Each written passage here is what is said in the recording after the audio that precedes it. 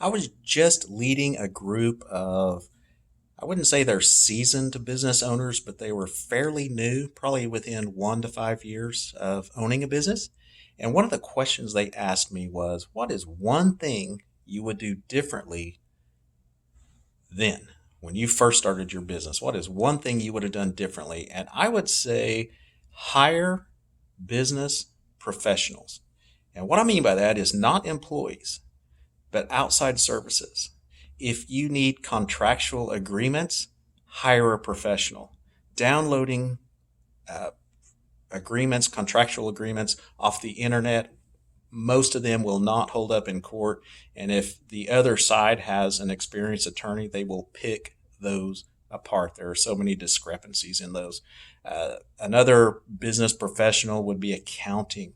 I'll never forget when I first started the first business I started, I hired what I thought was a bookkeeper.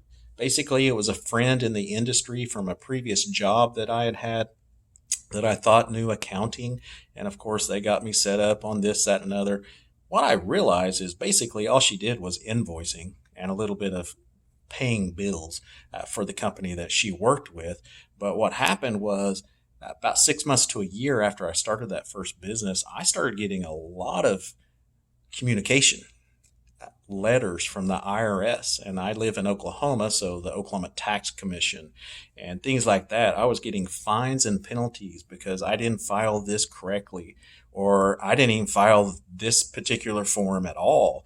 And there were a lot of things that I just didn't know. And I was assuming that the person that I was paying knew that information. So from now on, I've never gone without a professional accountant. So outside services, never skimp on. It will cost you a lot of time and a lot of money and resources down the road. If you want some more small business facts and tips, go to michaeldmorrison.com.